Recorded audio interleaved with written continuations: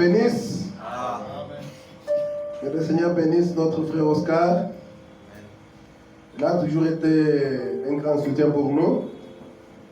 Et que Dieu bénisse tout le monde qui est venu. Nous sommes contents que vous soyez avec nous. Et c'est une grâce d'être dans la présence du Seigneur. Alors que vous êtes debout, je vous salue tous au nom du Seigneur Jésus-Christ. Aujourd'hui, c'est le matin de Pâques. C'est dimanche, le matin de Pâques. Les jours où notre Seigneur Jésus-Christ était ressuscité des morts. Il a vaincu la mort, il a vaincu la tombe et le séjour des morts. Avant de lire la parole, nous allons nous adresser à l'auteur de la parole. Éternel Dieu des armées, créateur de toutes choses, Dieu tout-puissant, nous te bénissons encore une fois, Père bien-aimé, ce matin, parce que toi, tu es merveilleux pour nous.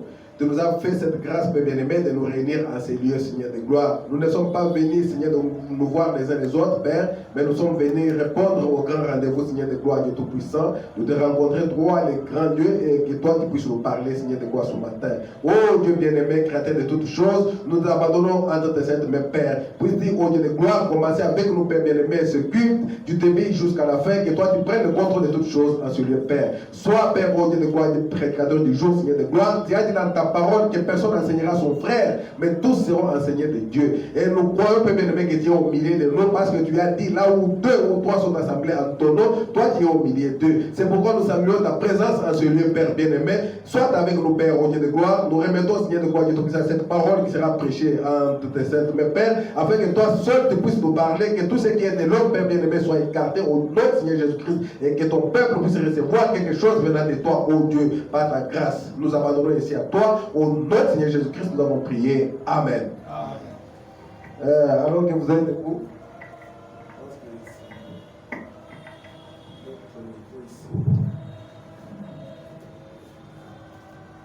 Je pense que c'est l'autre micro ici qui est quand même. Alléluia. Nous allons prendre Exode. Nous allons lire dans le livre d'Exode, au chapitre 12.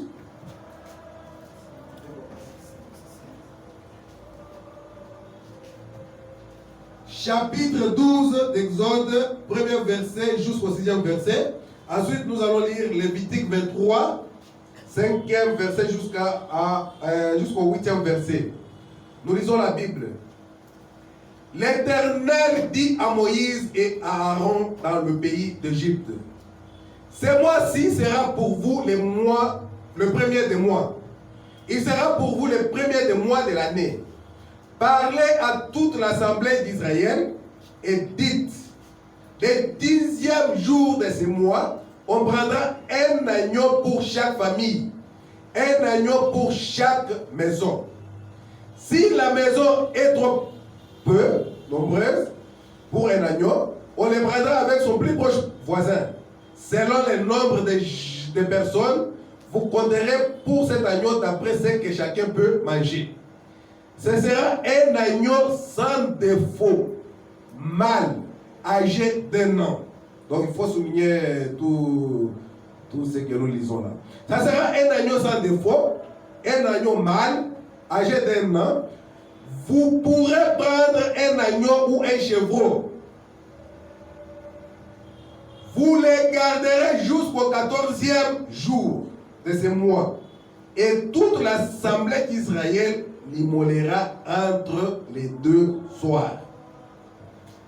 Vous êtes d'accord debout, nous prenons Lévitique 23, comme j'ai dit. Nous lisons le 5e verset au 8e verset. Le premier mois, le 14e jour du mois, entre les deux soirs, ce sera la Pâque de l'Éternel. Et le 15e jour de ce mois, ce sera la fête de pain sans levain, en l'honneur de l'Éternel. Vous mangerez pendant 7 jours de pain sans levain. Le premier jour, vous aurez une sainte convocation. Vous ne ferez aucune œuvre servile. Vous offrirez à l'Éternel pendant 7 jours des sacrifices consumés par le feu. Le 7e jour, il y aura une sainte convocation. Vous ne ferez aucune œuvre servile. Que le Seigneur ajoute les bénédictions à la lecture de sa parole. Vous pouvez vous asseoir. Comme nous avons dit, aujourd'hui c'était un jour de Pâques. Il s'agit d'un dimanche. C'est le dimanche que notre Seigneur Jésus-Christ était ressuscité des morts. Alléluia. Amen. Nous allons fêter notre Pâques à notre manière. Nous allons immoler notre agneau. Alléluia. Amen. Les premiers mois pour Israël, on appelle ça les mois de Nissan, ou bien les mois d'Abib. Donc c'est ça, les premiers mois d'Israël. Et cela correspond à notre calendrier grégorien ici, les calendriers romains. Ça correspond à mars-avril, donc le 15 mars jusqu'au 15 avril. C'est ça le premier mois des Juifs. Et ces mois-là correspondaient à quoi? Ça correspondait au moment où les orges donnaient des épis. Donc c'était au printemps. Alléluia. Amen. Et c'est là que Dieu a dit, c'est ça votre premier mois. C'est au printemps. On appelle ça les mois de Nissan ou bien les mois d'Abib. Ça correspond à notre mois d'avril où nous sommes ici. C'est au printemps lorsque les orges donnent des épis. Et Dieu a dit, vous compterez ça comme les premiers mois. Les premiers mois de l'année. Alléluia. Amen. Et dans notre calendrier, c'est entre le 15 mars au 15 avril. Et le Seigneur Dieu devrait le faire sortir de l'Égypte. C'était à cette époque-là où ils étaient esclaves en Égypte. Alléluia. Amen. Ça, nous faisons un petit résumé. C'est ce que nous avons vu dimanche et le jeudi. Pour ceux qui n'étaient pas là, comme ça, nous allons avancer avec notre sujet aujourd'hui. C'était à l'époque où Dieu a dit à Israël que vous devez immoler un agneau et le sang va vous servir de signe. Il devait sortir de l'Égypte. Alors il leur a dit cela, que cet agneau sera immolé au 14e jour entre les 2 soirs. Alléluia. Amen. Il devait être immolé, chaque maison devait immoler un agneau entre les 2 soirs. Bon, Israël, ou bien selon le langage biblique, les 2 soirs là, ce n'est pas les soirs d'aujourd'hui dimanche jusqu'au soir de demain lundi. Non, non. Les 2 soirs dans la Bible, il s'agissait de quand il y a déclin du soleil, c'est le premier soir, et quand le soleil se couche, c'est ça le 2e soir. Amen. Alléluia. Amen. Alors, le premier soir arrivait à 15 heures, c'est ce qu'on appelle la 9e heure. Yes, alléluia. Amen. Si vous avez votre cadran de... Ici, nous n'avons pas de tableau, on pouvait dessiner pour que vous voyez très bien. Si vous avez votre cadran de l'horloge, vous verrez, nous avons 9 de ce côté, 12 au milieu, 15 ou 3 de ce côté, 6 en bas, quelque chose comme ça. On peut dire 9h, 12h, 15h, 18h, et ainsi de suite. Mais chez les Juifs, les jours commencent à 7h.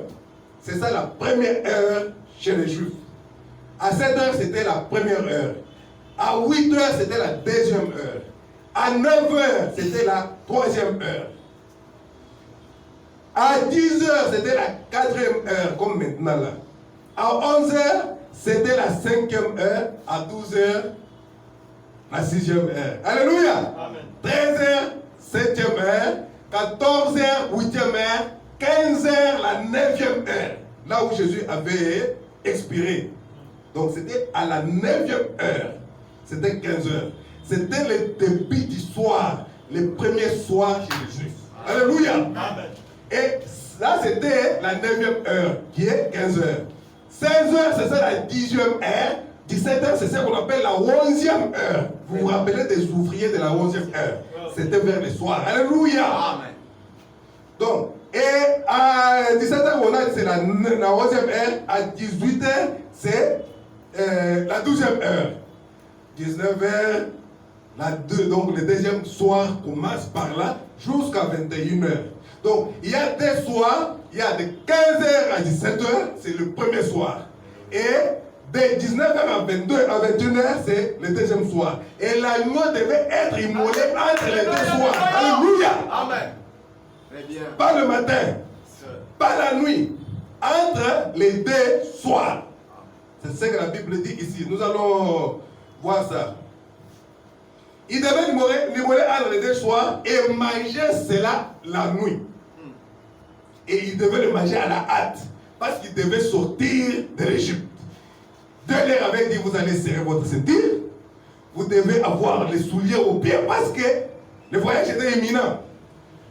Le bâton à la main pour le voyage. Entre les deux soirs, l'agneau devait être immolé et l'agneau devait être mangé la nuit. Si vous lisez dans l'Exode, c'est ce que Dieu leur a dit. Vous mangerez cela la nuit avec les herbes amères. Vous mangerez tout, même les sabots, la tête, l'intérieur. Vous mangez tout. Amen. Et il leur avait demandé que cet agneau-là, qu'aucun de ses os ne soit brisé. Vraiment. Alléluia. Nous allons lire dans la Bible. Il leur a dit que cet agneau-là, qu'aucun de ses os ne soit brisé. Cela préfigurait notre Seigneur Jésus-Christ à la croix. Yes. Il n'a pas permis que ses os soient brisés. Alléluia. Amen. Ça devait être un agneau sans défaut. Un agneau mâle qui était premier-né, âgé d'un an. Pourquoi l'agneau était âgé d'un an? Nous étions au printemps. Cela montrait que les agneaux naissaient au printemps. Au printemps suivant, il aura déjà un an. Alléluia. Amen. Les agneaux naissent au printemps. Alléluia. Amen. C'est pourquoi il devait être âgé d'un an. Et Dieu leur avait dit, non seulement manger l'agneau, il leur a donné un signe. Il a dit, le sang vous servira de signe. Quand je verrai le sang, je passerai par-dessus vous. Alléluia. Amen. Vous pouvez manger l'agneau, faire tout ce qu'on a demandé. Vous mangez même les sabots. Mais si vous ne mettez pas le sang, le signe, la mort frappe la maison. Tu peux croire à la parole, dire que je crois au message. Je suis un fervent croyant du message. Mais le signe, les signes. Amen. Si un autre, comme nous avons dit l'autre fois, un Égyptien s'était aventuré et il s'est dit non, je vais faire aussi comme les Hébreux, je vais mettre le sang. Il met seulement le sang. Il allait être épargné. Parce que Dieu ne regardait que le sang. Amen. Il ne regardait pas ce que tu avais mangé. Mais le sang provenait de ce que tu as mangé. Alléluia. Alléluia. Amen. Le véritable Saint-Esprit ne vient qu'à partir de la véritable parole. Amen. Merci Seigneur. Il a dit, le sang vous servira de signe. Quand je verrai le sang, je passerai par-dessus vous. Parce que dans le sang, c'est là qu'il y avait la vie. Alléluia. Là, c'était notre donc un petit résumé de ce que nous avons vu les vendredis et les jeudis. Et c'est ça là, on devait le mettre avec l'hysope. L'hysope, c'était une herbe simple, une herbe ordinaire qu'on trouvait partout en Égypte, même en Palestine. En sortant seulement de la maison, tu peux voir l'hysope qui pousse, même le long des murs, il y avait l'hysope, partout là, il y avait l'hysope. C'était comme la pelouse. Donc c'était une herbe qu'on trouvait partout. Ce n'était pas que vous devriez aller dans la montagne, là-bas à la forêt, pour chercher l'hysope. Non, non. Frère Branham dit que l'hysope, c'était la foi avec laquelle il devait mettre le sang, appliquer le sang. Ça ne demande pas une foi extraordinaire. Amen. Ça demande une foi simple pour croire et appliquer le sang. Alléluia. Amen. Et nous allons voir que cet agneau, nous entrons dans notre prédication de ce jour, cet agneau devait être immolé par tout Israël, après l'avoir gardé pendant 14 jours. Les 14 jours, là, ce n'est pas notre sujet. Le 7 âges d'Israël et le 7 âges de l'Église. Le 7 âges des nations. l'agneau devait être gardé pendant 14 jours. Un agneau sans défaut, on devait d'abord l'examiner. On ne le gardait pas seulement pour le garder. On allait l'examiner, l'éprouver et voir s'il avait des défauts ou pas. Alléluia. C'est ça que Frère Branham nous dit dans le signe de Dallas, c'est prêché le 8 mars 1964. Frère Branham dit ceci. Nous allons lire le paragraphe 17 et le paragraphe 18. Frère Branham dit ceci. Voici la maison. Et pour l'adorateur, quelle était l'exigence? Immoler un agneau. Le 14e jour après qu'il aurait été gardé, un mâle sans défaut, tout Israël l'immolera. Vous allez voir comment Israël a immolé, tous ils ont immolé l'agneau. Tout Israël l'immolera et avec des hyssopes on prendra le sang et on mettra sur le linteau de la porte. Et en passant, l'hysope là c'était une herbe tout à fait ordinaire. Hysope, ça veut dire votre foi. C'est avec votre foi que vous appliquez les signes. Alléluia. Quand quelqu'un essaie d'avoir une foi surnaturelle, c'est pour ça que vous ne recevez pas votre guérison. Vraiment. La foi, ça ne demande pas de faire des gènes, de monter à la montagne. Non, la foi, c'est quelque chose de simple. Yes, sir. La foi, c'est comme par exemple, j'ai dit non, je vais prendre cette Bible, je vais l'ouvrir. Alors, je ne dois pas gêner pour ouvrir la Bible. Je prends la Bible, j'ouvre. Je dis non, je vais aller dans Matthieu. C'est la foi. Et puis j'arrive dans Matthieu. C'est ça la foi. La foi, c'est quelque chose d'ordinaire. Alléluia. L'hysope représentait la foi. Pas une foi surnaturelle. Tu ne pouvais pas dire, oh non, j'étais allé là-bas dans la forêt chercher l'hysope. C'est ainsi que le temps est passé, l'âge de la mort est arrivé, et puis il y a eu la mort dans ma maison. Non! La foi, une foi simple, appliquée seulement. Amen. Alléluia! Amen. Il dit, ça ne demande pas une foi surnaturelle. C'est ainsi que vous ne recevez pas votre guérison. La foi, c'est quelque chose de tout à fait ordinaire. Vous avez la foi pour venir à l'église. Quand vous êtes venu, c'est quand vous vous êtes dit, bon, j'irai là-bas. Par la foi, tu es ici. Vous avez la foi pour sortir dehors. Vous vous dites, bon, je sors. Tu sors. C'est par la foi que tu sors. C'est ça la foi. La foi n'est pas compliquée, mais seulement les gens veulent compliquer la foi. Alléluia. C'est compliqué même. Vous avez la foi pour sortir dehors, vous avez la foi pour démarrer votre voiture, vous avez la foi pour manger votre dîner. Alléluia. Vous n'allez pas gêner pour Seigneur, comment je vais manger ce dîner? Le dîner est là. Bon, tu vas à la montagne, pour manger le dîner, on va voir. Non, il y a quelque chose qui ne va pas. Non, non. Tu as la foi pour manger ton dîner. C'est comme ça une foi tout à fait ordinaire. Donc, on appliquait les sangs, on l'appliquait avec des l'hysope, qui est une herbe tout à fait ordinaire, qui pousse partout en Palestine. Ça montre que la foi avec laquelle on doit appliquer les sangs, ce n'est pas une super histoire. Vraiment. Oh non, il me faut une grande foi pour appliquer les signes. Pour avoir le Saint-Esprit, il me faut une grande foi. Frère Madame dit, ce n'est pas une super histoire. À quoi on n'arrive pas à moins d'avoir toutes sortes de doctorats. Donc, quelque chose d'extraordinaire, pour l'avoir, il faut avoir des doctorats. En théologie, en droit, en ceci, en cela. Non, non. Frère Madame dit, ce n'est pas cela. C'est une foi tout à fait ordinaire, une foi de tous les jours. Alléluia. Pour croire Dieu. Vous voyez, appliquer les sangs par la foi avec l'hysope. C'est avec l'hysope qu'on appliquait les sangs. Et l'hysope, le frère Madame nous dit que c'était la foi, une foi simple. Est-ce qu'il savait de quoi il s'agissait? Par la foi. Il s'applique seulement les sangs.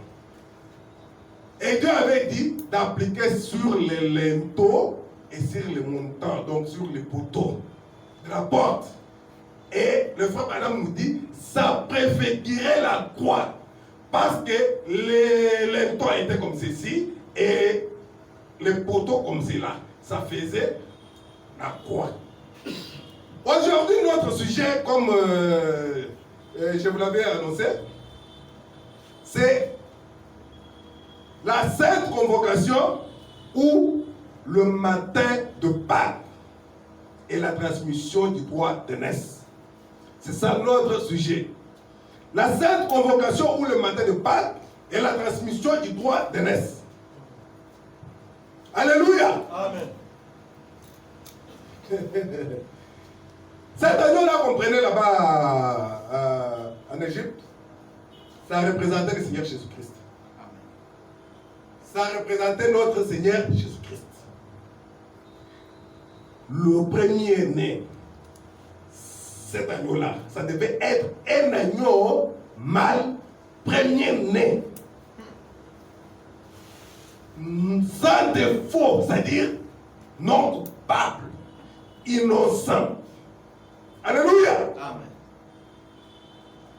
Même ses ennemis devaient les témoigner qu'il n'avait pas de défaut. Même les Égyptiens qui pouvaient passer pouvaient regarder l'agneau et dire, ah, cet agneau n'a pas de pattes cassées, hein? Il n'est pas borgne, il ne manque pas une corne. Non, non. C'était un agneau sans défaut. Alléluia. Même les ennemis devaient faire quoi? Témoigner. Parce que cet agneau représentait le Seigneur Jésus-Christ. C'était tout simplement un type que Dieu leur avait donné là-bas en Égypte. Et le frère Branham le dit dans Israël à la mer Rouge. Nous allons lire au paragraphe 62. Alléluia. Et le frère Branham dit ceci. Donc, deuxième partie, c'est prêché le 27 mars 1953. Remarquez, cela devait être un jeune agneau. Ça devait être un mâle. Le premier de la brebis. C'était Jésus. Le premier de la Vierge Marie. L'agneau que les enfants d'Israël avaient immolé en Égypte, ou qu'ils les immolaient pendant la fête de Pâques, parce que Dieu avait institué cela comme une ordonnance perpétuelle. Amen. Et ils arrivaient chaque fois au début de l'année, le tout premier mois, au 14e jour du mois, c'était la Pâque pour Israël. En commémoration de ce que Dieu avait fait depuis l'Égypte en le faisant sortir de là. C'était ça, la Pâque. Et il y avait des exigences. Dieu leur avait dit que c'est à immoler entre les deux soirs et à manger la nuit. Frère Madame dit, remarquez, cela devait être un jeune agneau. Ça devait être un mâle. Le premier de la brebis, c'était Jésus. Le premier de la Vierge Marie, il devait être sans défaut. Il devait être gardé et mis à l'épreuve pour voir s'il avait des défauts ou pas. C'est ainsi que quand on a arrêté Jésus, on l'a gardé. On a commencé à le juger. Pilate l'a jugé. On l'a envoyé chez Hérode. Hérode l'a jugé. Et les sacrificateurs, et ainsi de suite. Mais il devait être gardé comme ça. Et oh, combien cela représente parfaitement. Il était le parfait. Chaque ennemi devait témoigner qu'il l'était. Même Pilate dit, je ne trouve en lui aucun crime. Alléluia. Apportez-moi de l'eau. Ça devait être un agneau sans tache, sans défaut. Même ses ennemis devraient témoigner de ça. Amen. Pilate a dit, je ne trouve rien de crime en lui. Apportez-moi de l'eau. Lisons d'abord, parce que Frère Madame a dit, même ses ennemis devraient témoigner. Lisons d'abord dans la Bible. Certains de ceux qui donnaient son témoignage. Prenons Judas Iscariote. Alléluia. Amen. Nous allons lire c'est dans Matthieu 27, au premier verset jusqu'au 4e verset. Dès que le matin fut venu, tous les principaux sacrificateurs et les anciens du peuple dirent conseil contre Jésus pour le faire mourir. Après l'avoir lié, ils l'amenèrent et le livrèrent à Ponce Pilate, le gouverneur. Alors Judas, qui l'avait livré, parce que c'est Judas qui l'avait vendu, il l'avait trahi. Alors Judas qui l'avait livré, voyant qu'il était condamné, s'est repenti et rapporta les 30 pièces d'argent aux principaux sacrificateurs et aux anciens, en disant, j'ai péché en livrant les sangs innocents. C'est Judas. Judas témoigne qu'il était sans défaut. J'ai péché en livrant les sangs innocents. Jésus était innocent. Un agneau sans défaut. Ils répondirent, que nous importe, cela te regarde. Les souverains sacrificateurs disent à Judas, cela te regarde, nous n'avons pas de problème. Ils disent, non, j'ai livré les sangs d'un innocent. Ah, ça, ce n'est pas notre problème. Vous voyez que même Judas a vu qu'il était innocent. J'ai livré les sangs d'un innocent. C'est là que le prophète dit, même ses ennemis devraient témoigner qu'il était sans défaut. Amen. Ça devait être un agneau sans défaut. Ce n'est pas pour rien. Le Seigneur Dieu a dit aux enfants d'Israël là-bas en Égypte que là-bas, vous allez immoler chaque maison. Israël tout entier, vous devez immoler un agneau sans défaut. Alléluia. Amen. Prenons Matthieu 27, à partir du 15e verset jusqu'au 25e verset. Là, c'est la femme de Pilate, et Pilate qui témoigne aussi en disant que c'était un agneau sans défaut. Parce que l'agneau qu'on devait immoler devait être un agneau sans défaut. Amen. Alléluia. Amen. Matthieu 27, à partir du verset 15. À chaque fête, je disais Matthieu 27, à partir du verset 15, à chaque fête, le gouverneur avait coutume de relâcher un prisonnier. C'est lui qui demandait la foule. Ils avaient alors un prisonnier fameux, nommé Barabbas. Donc, la Bible dit que c'était un prisonnier fameux. Donc, tout le monde le connaissait. Ils avaient alors un prisonnier fameux nommé Barabbas. Comme ils étaient assemblés, Pilate leur dit, parce que Dieu a dit que tout Israël doit l'immoler. Alléluia. Là, c'était en Égypte. Tout Israël doit immoler l'agneau. Sans tache, sans défaut, innocent. Comme ils étaient assemblés, Pilate leur dit, lequel voulez-vous que je vous relâche, Barabbas ou Jésus? On appelle Christ. Vous voulez quoi? Je relâche Barabbas ou bien je vous relâche Jésus qu'on appelle Christ. Car ils savaient que c'était par envie qu'ils avaient livré Jésus. Là c'est Pilate. Il était conscient que c'est par envie qu'ils l'ont livré. Jésus n'a rien fait. Un agneau sans défaut. Alléluia. Amen.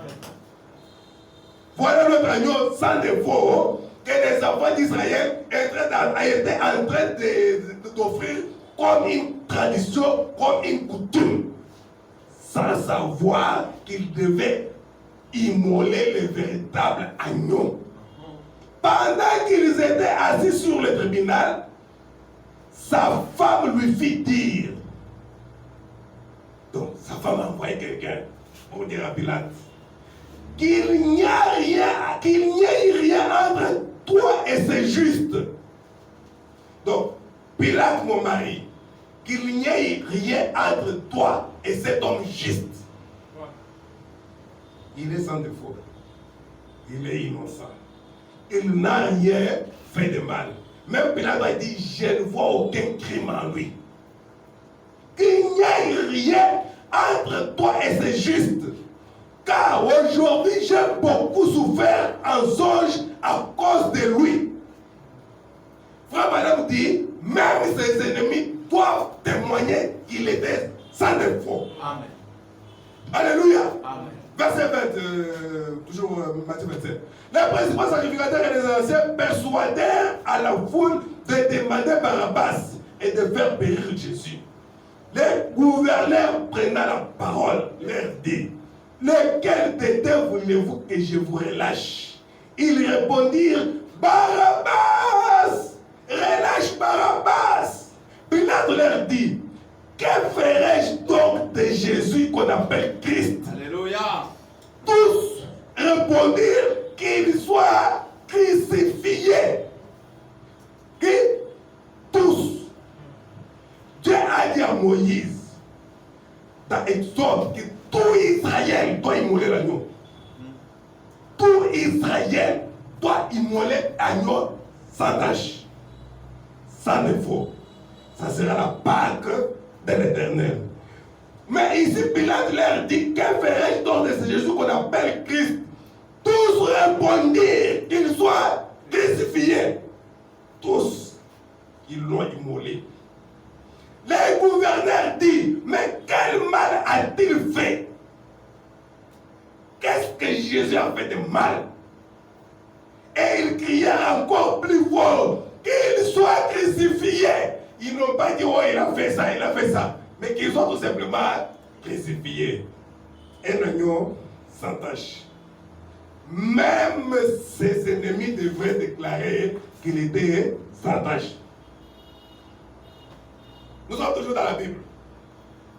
Au verset 24. Pilate voyait qu'il ne gagnait rien, mais que les tumultes augmentaient, prit de l'eau et se lava les mains en présence de la foule et dit, je suis innocent du sang de ce juste. Amen.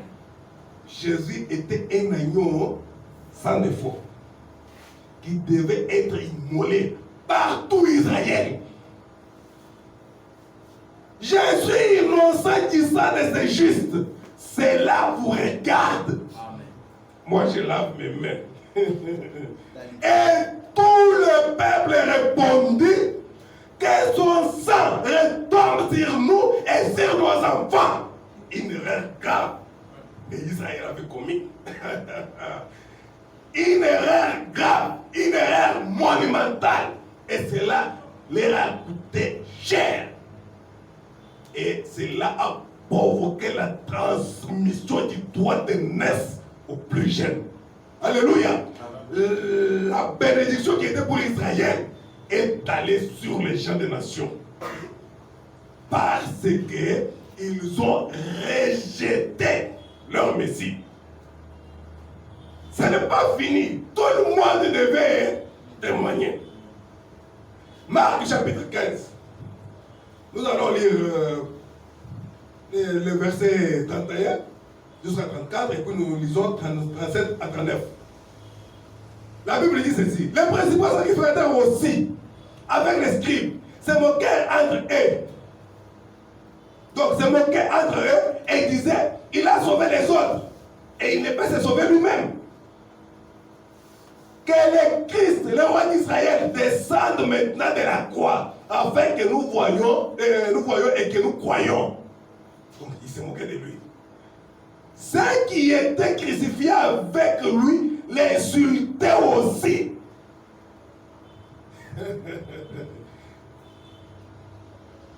La 6e heure étant venue, la 6e heure c'est à midi. Donc selon la chronologie de l'horloge donc du temps biblique, la 6e heure c'est à midi. Alléluia. Donc vous voyez le qui en bas c'est 6, au-dessus c'est 12. Alors la 6e heure c'est ça midi. Parce que la première heure commençait le matin à 7 heures. La 11e heure c'est à 17 heures le soir. La 9e heure c'est à 15 heures. Maintenant, entre les deux soirs, alléluia, il y avait des soirs en Israël. Le temps où le soleil faisait son déclin, c'était le premier soir. Et le moment où il s'est couché, c'était le deuxième soir. Mais entre les deux soirs, l'agneau devait être immolé. Les types ne trompent pas. La 6e heure étant venue, Marc 15, 33, la 6e heure étant venue, il y eut des ténèbres sur toute la terre, jusqu'à la 9e heure.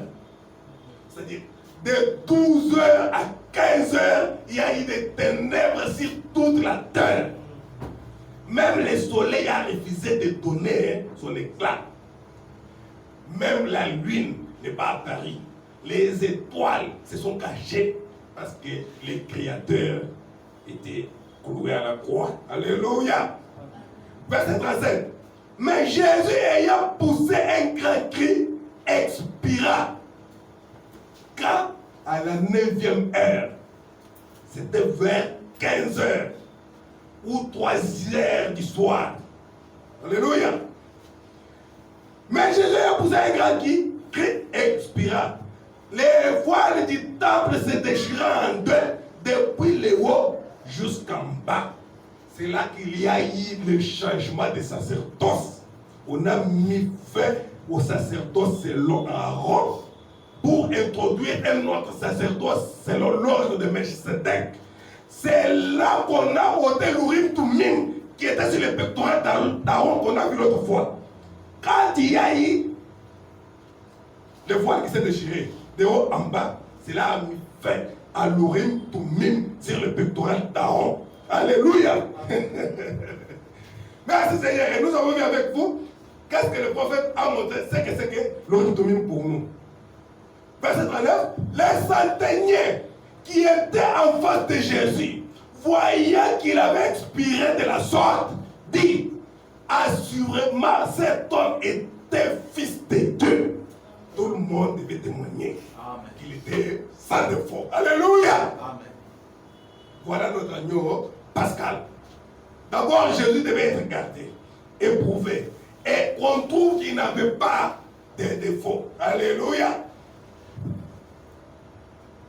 Il n'avait pas de défaut. Et avec ça, il y a eu ce que nous appelons la transmission du droit d'aînesse qui a quitté les Juifs pour aller chez les gentils. Alléluia. Et cela a été typifié par Joseph en Égypte. Joseph était le type parfait de Jésus-Christ. C'est ainsi que quand on demande à Frère Branham, est-ce que les 7 sceaux seront ouverts ou sont déjà ouverts ou c'est comment? Il a dit, c'est déjà ouvert.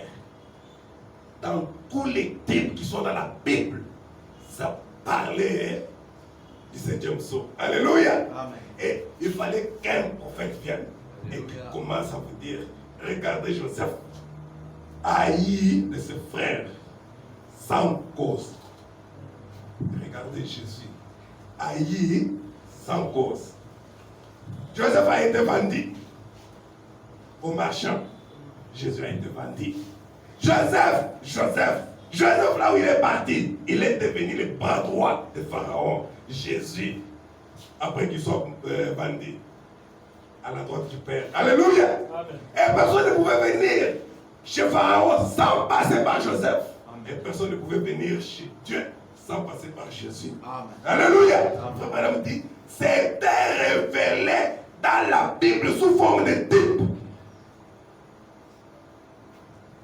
Frère Branham dit dans le premier sceau. Nous allons lire le paragraphe 239 et puis 240. Qu'est-ce que Frère Branham dit?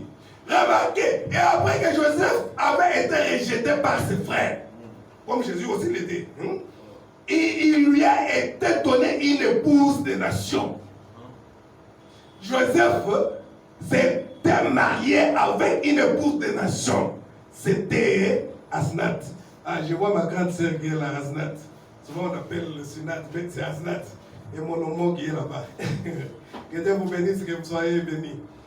Donc, Joseph a eu sa femme des nations qui s'appelait Asnath, là-bas en Égypte. Pharaon lui a donné une épouse des nations.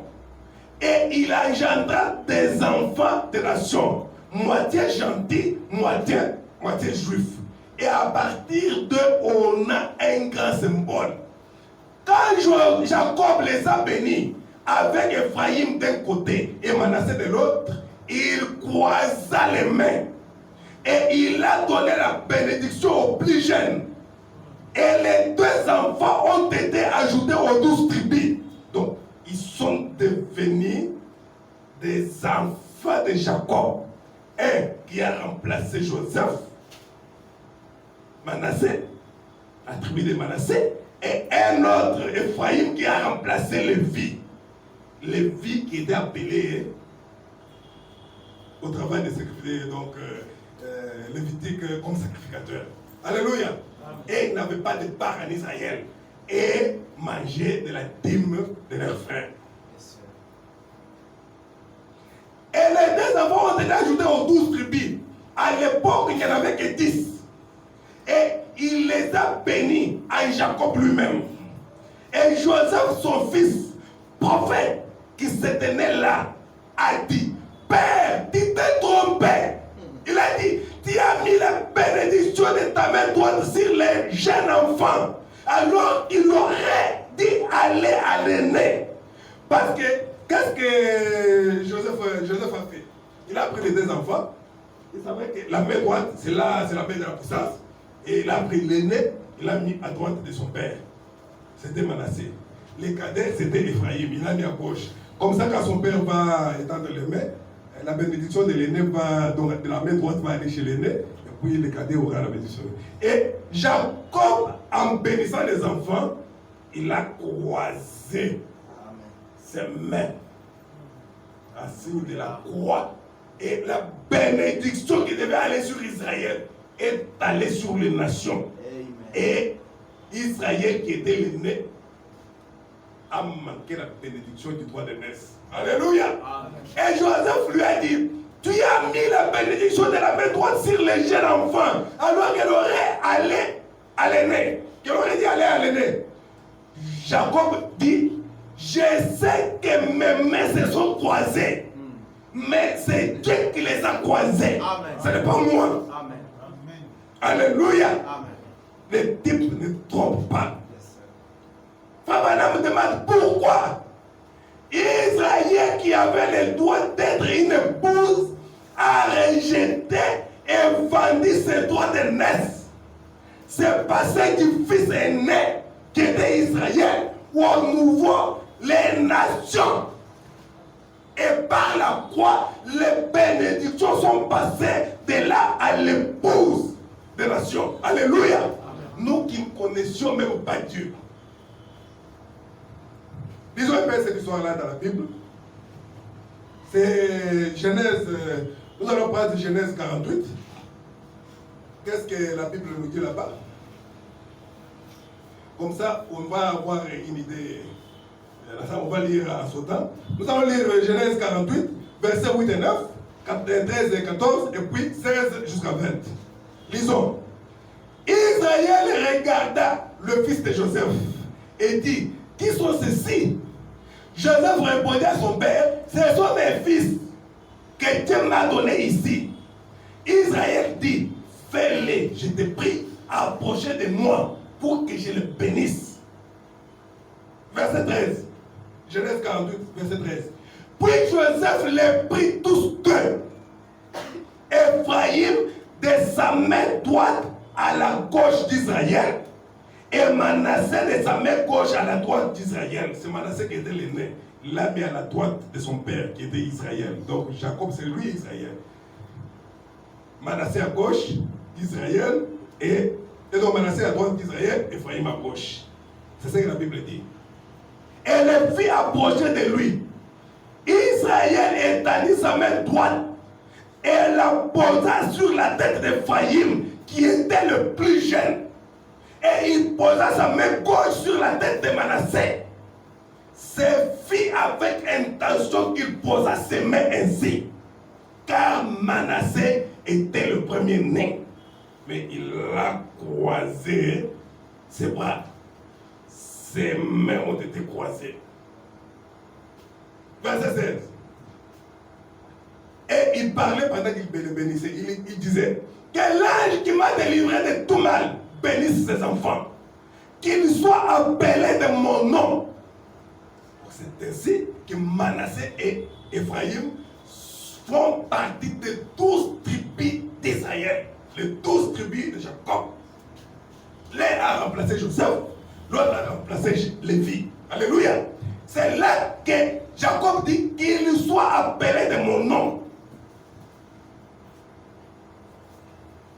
Et du nom de mes pères, Abraham, Isaac et qu'il multiplie à l'abondance au milieu du pays.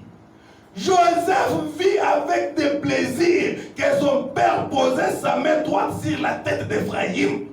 Là, c'est dans la Bible. Nous sommes dans la Bible.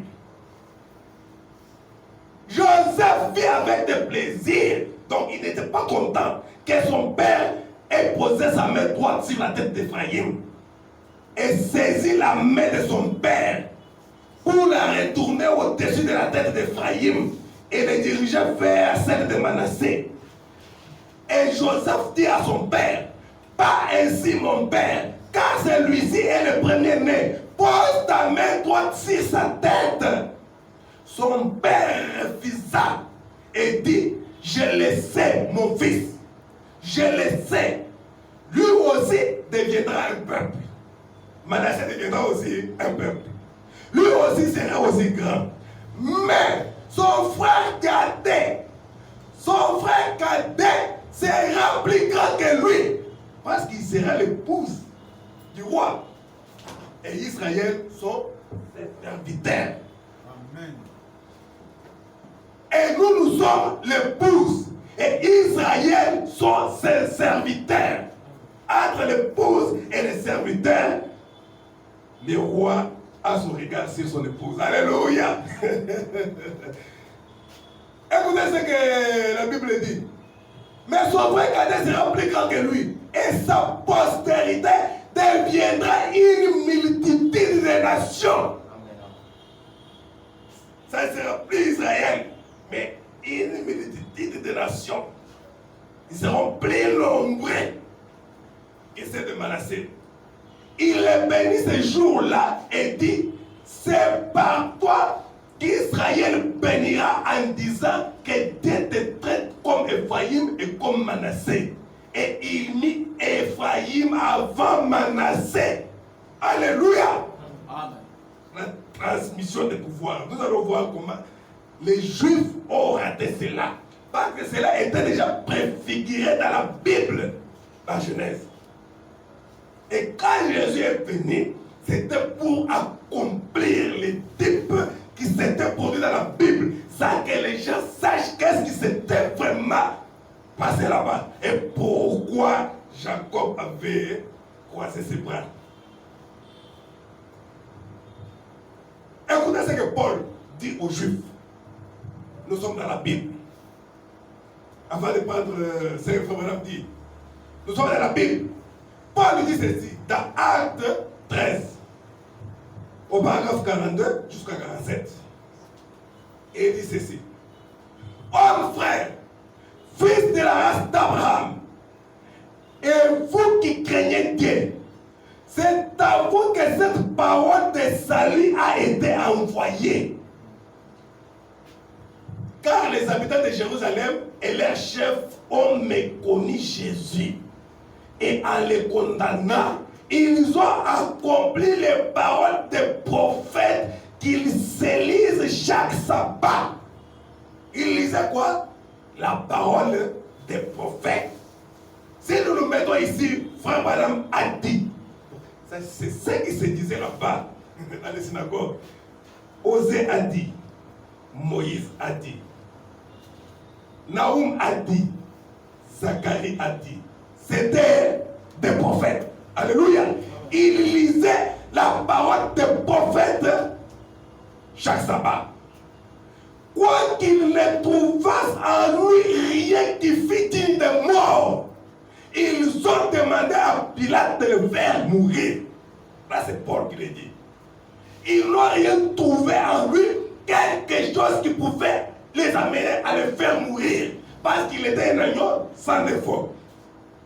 Il n'avait pas de crime. Et lui-même avait dit, qui de vous me convaincra de péché? Alléluia.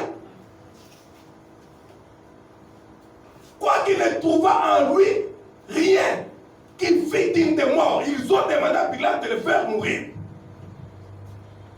Et après qu'ils eurent accompli tout ce qui est écrit de lui, ils le descendirent de la croix et le déposèrent dans un sépulcre.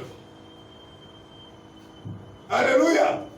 Mais Dieu l'a ressuscité des morts. fait quoi? La ressuscité des morts.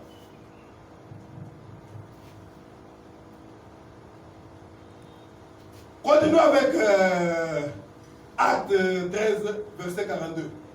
Là, maintenant, nous allons prendre 42 jusqu'à 47. Là, Paul leur a parlé, mais écoutez ce que Paul continue à dire. Lorsqu'ils sortirent, on les pria de parler les sabbats suivants sur la même chose. Donc les gens ont écouté. C'était bien. Et ils ont dit, est-ce que vous ne pouvez pas nous prêcher encore la même chose? Alléluia. C'est comme ce jour-là, donc un frère m'a dit, docteur, reviens encore sur l'oiseau t'acheter. Prêche encore sur l'oiseau t'acheter. Alléluia. C'est biblique. Donc c'est-à-dire, les gens, après avoir écouté Paul et Barnabas, ils leur ont demandé de revenir sur la même chose. Et à l'issue de l'assemblée, beaucoup de juifs et de prosélytes pieux suivirent Paul et Barnabas. Verset 44. Les sabbats suivants, presque toute la ville se rassembla pour entendre la parole de Dieu. Les juifs, voyant la foule, furent remplis de jalousie.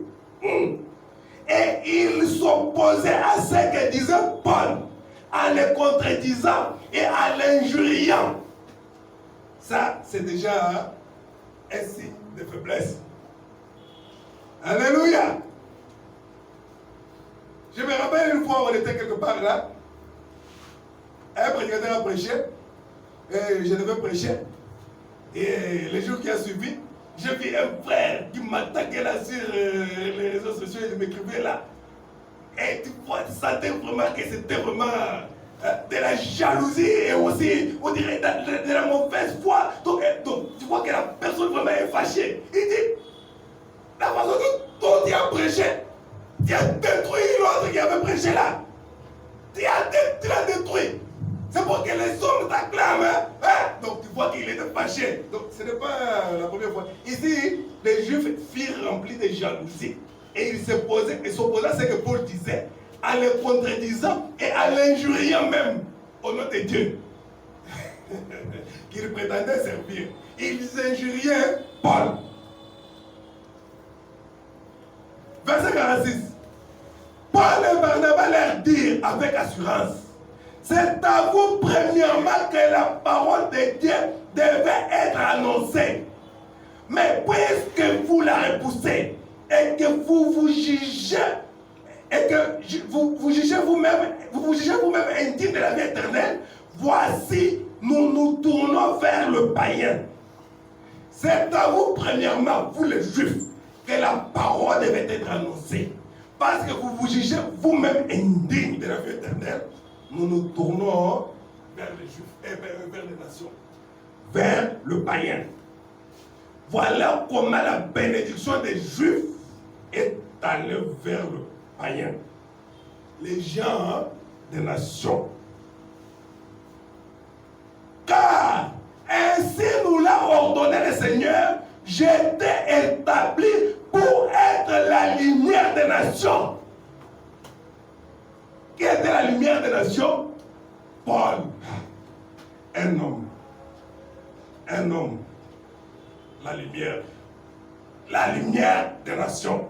Et frère Madame dit, quand vous voyez une écriture dans la Bible, manifester, c'est ça la lumière.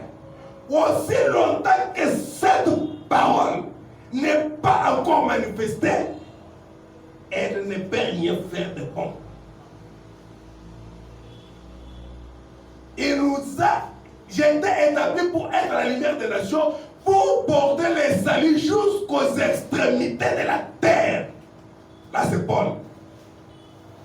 Vous lirez dans la Bible, vous verrez que les disciples ne sont jamais sortis de Jérusalem pour aller prêcher ailleurs, pour aller à Rome, aller à Éphèse, aller donc à Philippe, à Corinthe, partout là-bas. Et ils étaient toujours à Jérusalem. Et celui qui est sorti avec la parole de Jérusalem, c'était Paul, apôtre des nations. Allez! Cette bénédiction est passée des Juifs aux nations. Et le prophète dit dans la révélation de Jésus-Christ, comment c'est là? Ça s'est passé comment? La bénédiction a quitté les Juifs, l'aîné, le premier que Dieu avait choisi, et est passé par la croix pour aller chez les gentils, afin de chercher l'épouse. La bénédiction est venue par la croix, passant des Juifs aux gentils. Ils ont rejeté la croix. C'est pourquoi il a pris l'épouse des nations. Alléluia. Amen. Nous sommes l'épouse de Jésus-Christ parce que les Juifs l'ont rejeté à la croix. Amen. Et il s'est retourné vers les gentils pour se chercher un peuple qui va porter son nom. Les premiers qui étaient les Juifs, ils ont raté. Et Frère Branham confirme ce que nous avons lu dans Genèse 48 là. Il donne un peu de précision ici. Il dit ceci. Parce que ici c'est toujours Frère Branham a dit. Dis-nous ce que le Frère Branham a dit. Exposé de cet âge, page 39, troisième tiré, il dit ceci. Mais remarquez une autre glorieuse révélation de ce type avec Joseph. Pendant qu'il était en Égypte, Joseph a reçu une épouse de nation qui lui a donné deux fils, Ephraïm et Manassé. Joseph a demandé à son père de bénir les deux garçons. Il les a placés devant Jacob. Manassé, le premier-né à droite de Jacob, et Ephraïm à sa gauche. Alors que Jacob allait le bénir, il a croisé les mains pour que sa main droite se pose sur les cadets. Joseph cria, pas ainsi, père, celui-ci est le premier-né sur ta droite. Mais Jacob dit, Dieu a croisé mes mains. Amen. Ici, nous voyons en type la bénédiction qui revenait au premier-né, les Juifs, transmise aux plus jeunes, les gens des nations, par la croix. Les mains croisées. Par la croix du Seigneur Jésus-Christ, la bénédiction vient de la croix. Par la croix, la bénédiction d'Abraham est venue aux gens des nations. Amen. Tu seras béni, toi Abraham, et ta postérité après toi. Tu seras une grande nation. Alléluia. Les Juifs ont rejeté la croix. Par conséquent, Jésus a pris l'épouse des nations. Amen. Voilà pourquoi Jésus est allé prendre l'épouse des nations. C'est ça qui s'était passé avec Joseph. Joseph a été haï de ses frères. Sans cause. Il n'avait pas de péché. Il n'avait rien fait. Alléluia. Amen. Frère Branham dit ceci. Dans Parle au rocher, c'est prêché le 15 novembre 1953. Au paragraphe 21. Aujourd'hui, c'est Noël, c'est la Pâque. Nous sommes en train de parler de la Pâque. Et nous arriverons à notre Pâque. Alléluia. Amen.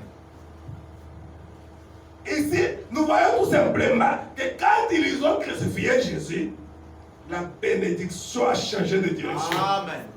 pour aller vers les nations. Et quand donc Joseph est allé voir ses frères, il fut rejeté et il était supposé avoir été tué. Parce qu'ils sont allés dire à leur père qu'un animal l'a mangé, l'a déchiré, et ainsi de suite.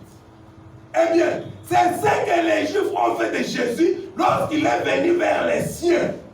Les siens ne l'ont pas reçu. Ils ne l'ont pas aimé.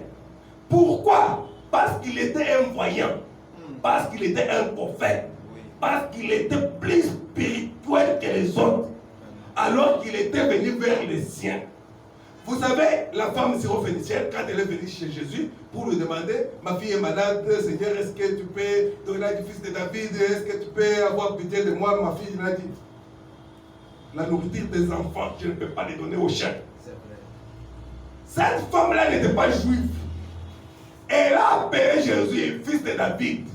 Non, non. Fils de David, c'était pour les Juifs. Il était venu pour les Juifs. Mais quand la femme a dit, Seigneur, les enfants mangent même les miettes qui tombent sur la table. Les chiens mangent même les miettes qui tombent sur la table des enfants. Et Jésus a dit, cette fois-ci, là, Dieu a appelé. De David pour elle. Alléluia. Tout comme Jésus a été rejeté de ses frères et a été tué et jeté dans la fosse, il est ressuscité et maintenant il est assis à la droite de la plus grande ville de toute l'éternité, le ciel. Alléluia. Vous savez, quand il était donc à la croix, il y a eu un brigand qui était sauvé, un autre était condamné. Le brigand qui était sauvé, c'est celui qui a dit, Seigneur, souviens-toi de moi quand tu seras dans le royaume de ton Père. Et l'autre qui était en train de parler à mal de Jésus, et celui-là est parti avec Judas, parce qu'il y avait 4 croix. Frère Branham dit, il y avait 4 croix. Il y avait la croix de Jésus, les 2 brigands, et une autre croix qui était en bas, dans la vallée, avec Judas, qui s'était pendu à un sycomore. Alors que la Bible dit, maudit soit celui qui est pendu au bois. C'était le bois. Judas a pris un brigand, il est parti avec, et Jésus a pris un autre, il est parti avec, le 2 semences. Alléluia. Amen. Je pense que nous avions vu ça l'autre fois avec la semence, donc la bête qu'on sort. Écoutez ce que Frère Madame dit. Lorsque Jésus est rejeté par les Juifs, il va vers l'église des nations et choisit une épouse. Amen. Et nous sommes Madame Jésus cet après-midi. C'est juste. J'aime cela. Frère Madame dit, nous sommes les Madame Jésus aujourd'hui. Alléluia. Amen. Pour ne pas trop vous garder, nous allons essayer d'abréger et écouter ce que Frère Branham dit ici. Quand Jésus était venu, il est venu chez les siens. En venant chez les siens, il n'avait ni une place pour naître, ni une place pour mourir et être enterré. Alléluia. Amen. Il est né dans un mangeoire. Par la maternité. Jésus. Quand il est mort, il n'avait même pas de sépulcre. On est allé le mettre dans le sépulcre de Joseph d'Arimathée. Quelqu'un qui avait tout simplement un bon cœur. Jésus n'avait rien. Il a dit, les renards ont des tanières, mais le Fils de l'homme n'a pas l'endroit où poser sa tête. Alléluia. Il n'a pas l'endroit où poser sa tête. Il était rejeté dans le lever du soleil de Pâques, c'est le 1er avril 1956. Il était rejeté, paragraphe 1. Il était rejeté par les siens au point qu'il est venu chez les siens. Les siens ne l'ont pas reçu. Pas de place pour naître, pas de place pour mourir. Que voulait le monde? Que pouvait-il faire sinon les jeter en enfer? Parce qu'il est allé jusque dans les régions inférieures de la terre pour prêcher aux âmes perdues. Alléluia. Mais il y avait quelqu'un qui l'aimait. Il était haï de ses frères, mais aimé de son père. Il a dit, je n'abandonnerai pas son âme au séjour des morts, ni ne permettrai qu'il voie la corruption. Mais il a ressuscité de la tombe et il est sorti le matin de Pâques. Alléluia. Amen. Quand Jésus a pris la nourriture, a pris la Sainte Seine avec ses disciples, ce n'était pas ça le Pâques. Non, non. Parce que le Pâques, l'agneau devait être immolé entre les 2 soirs. Lui a pris la Sainte Seine avec ses disciples. Ce n'était pas ça le Pâques. Parce que lui-même était l'agneau qui devait être immolé. C'est ainsi qu'il il a organisé la Sainte Seine l'autre jour.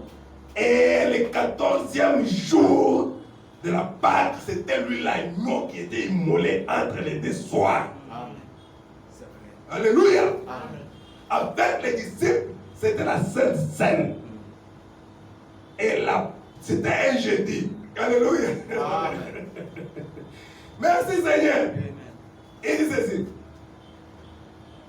Mais il y avait quelqu'un qui l'aimait, c'était Dieu. Il a ressuscité le matin de Pâques. Et il est sorti vainqueur. Un frère madame dit Alléluia. Il est sorti vainqueur. Le matin de Pâques. Quelle espérance bénie! Quelle chose merveilleuse nous avons aujourd'hui à cause de sa résurrection. Et il vit et nous vivons avec lui. Et un jour, il viendra, nous partirons avec lui. Amen. En effet, il a dit, allez dire à mes disciples et à Pierre que je les précède en Galilée. Il nous précède toujours pour frayer une voie. Je vais vous préparer une place. Lui nous précède toujours. Il a dit, allez dire à mes disciples que je le précède en Galilée. Il nous précède toujours pour frayer une voie. Là où il n'y a pas de voie, il a dit, je suis le chemin, je suis la résurrection, je suis la vie. Alléluia. Et notre Seigneur Jésus-Christ est ressuscité les premiers jours de la semaine. C'était les jours de la résurrection. Alléluia. C'était le 8e jour. Vous savez que c'était comme ça. C'était le 8e jour. Parce que les jours sont comptés. Le premier jour de la semaine, c'est dimanche. Le deuxième jour de la semaine, c'est lundi. Mardi, 3e, mercredi, 4e, jeudi, 5e jour, vendredi, 6e jour. Et samedi, c'était ça, le 7e jour, le jour du sabbat. Alléluia. Alléluia. Et dimanche, c'était le premier jour. Ça devenait le retour au commencement. Amen. Ça devenait le 8e jour. Amen. Amen. C'est ça que Frère Branham dit quand il est ressuscité le matin de Pâques. Alléluia. Amen. C'était le 8e jour que Jésus est ressuscité. Amen. Par rapport au jour de la semaine, c'était le retour à l'origine. Amen. Et c'est ce qu'on appelle la sainte convocation. Alléluia. Amen. L'histoire, c'est que le frère Branham dit dans demeure future de l'époux céleste, de l'épouse terrestre. C'est prêché le 2 août 1964. Frère Branham dit ceci. Qu'est-ce qu'il dit? Nous allons lire le paragraphe 215, 217, 224, 226, 232. On lit comme ça là, puis en sautant. Frère Branham dit ceci. Remarquez, c'était aussi ce 8e jour, les derniers jours, les jours de la fête des tabernacles. Remarquez qu'après ça, après les derniers jours de fête, après les derniers âges de l'église, après les derniers 7 jours, on complet sur terre, après le millénium, parce que le millénium fait partie du temps. Alléluia. Amen. Gloire à Dieu. Après le millénium, c'est là que cette convocation a lieu. Alléluia. Amen. C'est là que cette sainte convocation a lieu. Verset 17. Oh, j'aime vraiment ce mot-là. Oh là là, une sainte convocation. Alléluia. Le prophète aime le nom de notre église. Alléluia. Il dit, oh là là, j'aime vraiment ce mot-là. Une sainte convocation. Le 8e jour. En fait, il n'y a que 7 jours. Puis le 8e jour, où on retourne au premier jour. Alléluia. Où on retourne tout droit au premier jour. Le 8e jour est une sainte convocation. Alléluia. Amen. Amen. Jésus est ressuscité le 8e jour, le jour de la sainte convocation. Alléluia. Amen. En effet, c'est le 8e jour que notre Seigneur Jésus est ressuscité des morts. Amen. Voilà votre autre convocation. La sainteté, sans considérer les sabbats et tout, ou la fête des tabernacles, la fête de ceci, la fête de Pentecôte, Jésus est ressuscité des morts pour notre justification. Le 8e jour. Le jour de la sainte convocation. Merci Seigneur.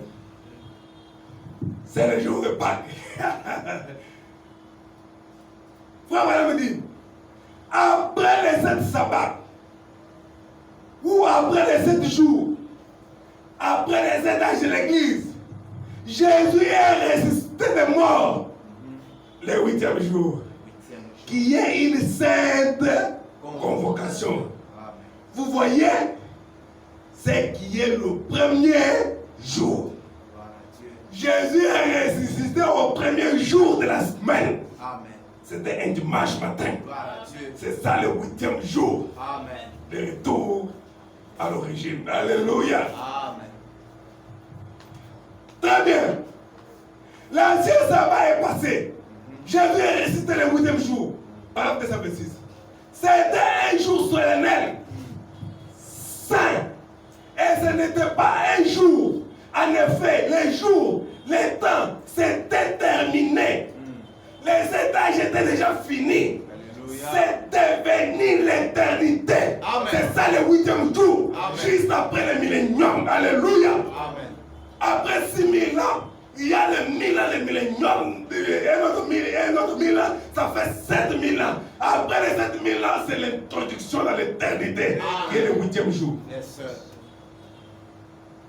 Vous voyez, c'est revenu tout droit au premier jour. Parole de Saint-André. Là, c'est notre prophète qui nous parle de la résurrection. La Pâque. Alléluia. Parole de Saint-André. Frère madame dit ceci. Voilà, votre cette convocation, rien à voir avec les choses littérales. C'est plus loin que ça. C'est dans les royaumes de Dieu. Avec la vie éternelle. Avec le prédestiné. Cela n'a point connu de commencement. Cela n'a pas du tout commencé à un certain jour. Vous n'avez pas été sauvé un jour. Vous avez toujours été sauvé. Amen. Et Jésus est simplement venu racheter ça. Mais vous étiez sauvés dès le commencement parce que vous aviez la vie éternelle pour commencer. Alléluia. Nous avons été sauvés depuis la fondation du monde. Et c'est depuis la fondation du monde, la Bible dit que l'agneau fut immolé. Dans la pensée de Dieu. Alléluia. C'est là qu'on était sauvés. Dieu nous voyait sauvés dans sa pensée avant même la fondation du monde. Et aujourd'hui, nous sommes tout simplement des lumières manifestées. Notre religion, c'est la religion du tombeau vide. C'est ça notre religion à nous. C'est différent des autres religions. La religion du tombeau vide. Notre fondateur n'est pas dans les tombeaux. Alléluia. Les grands vainqueurs, ils sortent vainqueurs de la tombe. Alléluia. Il a brisé les sceaux romains. Frère Branham dit, dans la prédication, quand l'air je souffrir, prêché le 20 avril 1956, paragraphe 24. Frère Branham dit ceci. Et écoutez, chrétiens, je vais vous poser une question sérieuse. N'est-ce pas merveilleux ce soir de savoir que notre religion chrétienne, pensez-y sérieusement maintenant, notre religion est la seule religion au monde sur des centaines et des centaines qui peut prouver que son fondateur est sauvé et vivant. Alléluia. Paragraphe 54 de l'Exode. Frère Madame dit, mais si je passe par là, disons, au tombeau de Bouddha, il est mort. Il est environ 2300 ans. Et au Japon, ils ont là une grande statue de Bouddha d'environ 9 à 12 mètres. Une statue plus longue que notre le Mont Bala, quelque chose comme ça. Ils ont fait une statue comme ça là de Bouddha, là-bas au Japon, avec des très gros yeux en rubis. Ça vaut des milliers et des dizaines de milliers de dollars. Et il y a des dents et des cheveux et des os de ses disciples. Une statue dédiée à Bouddha. Si je vais à son tombeau là, ou à sa tombe, il se trouve dans la tombe. Bouddha. Frère Branham dit, il se trouve dans la tombe. Si je vais au tombeau de Mahomet, Frère Branham dit, c'est la religion qui a le plus d'adeptes au monde. L'islam. Ah, vous pensez que c'était des chrétiens? Non, non. Il dit que c'est l'islam qui a beaucoup d'adeptes dans le monde. Ben, tous les pays là, Thaïlande, tous les pays là de l'Asie, c'est l'islam partout là-bas. Même si l'islam, dont les Arabes, tout ce monde, ce sont des musulmans. Alléluia. Et Frère Branham dit que c'est la religion qui a le plus d'adeptes au monde. Il est de loin plus nombreux que les chrétiens. Et si je vais à la tombe de Mahomet, il y a un cheval blanc depuis 2000 ans. Depuis que Mahomet est mort, il y a un cheval blanc qu'on a mis à sa tombe. Parce qu'il avait promis qu'il allait ressusciter et faire le tour du monde sur un cheval. C'est comme ça que Mahomet, si vous allez chez les musulmans, c'est comme ça qu'ils croient. Et ils ont toujours un cheval là qu'ils changent chaque 4 heures. Même aujourd'hui. Ils ont toujours cette foi-là qu'un jour Mahomet va se réveiller et il va monter sur le cheval pour faire le tour du monde. Frère Branham me dit, et si je vais à la tombe de Mahomet, il y a un cheval blanc depuis 2000 ans. On le change toutes les 4 heures dans l'attente de sa résurrection. Il est mort, il est dans la tombe. Mais il n'y a qu'un seul. Et c'est le christianisme qui a un Dieu vivant. Alléluia. C'est le christianisme où quand nous allons, nous trouvons que la tombe est vide. Tous les fondateurs de toutes les religions, alléluia, là c'est dans la preuve infaillible de sa résurrection, paragraphe 42. Tous les fondateurs de toutes les religions sont morts. Les fondateurs sont morts. Mais nous avons une tombe vide. Notre Rédempteur est ressuscité. Amen. La seule religion qui y a son fondateur vivant, sorti de la tombe. Satan pensait l'avoir eu après l'avoir tué. Et l'a mis dans la tombe. Il pensait qu'il a eu Jésus. Oh non, c'est là qu'il avait reçu un cacato. Et on lui a arraché même les clés de ses jours de mort. Et c'est là que Frère Branham dit que c'est là que le paradis a été supprimé. Alléluia. Parce qu'avant la venue de Jésus-Christ, tous les morts allaient dans les séjours de mort. Et le prophète dit qu'il y avait des compartiments. Les compartiments des saints et les compartiments des perdus.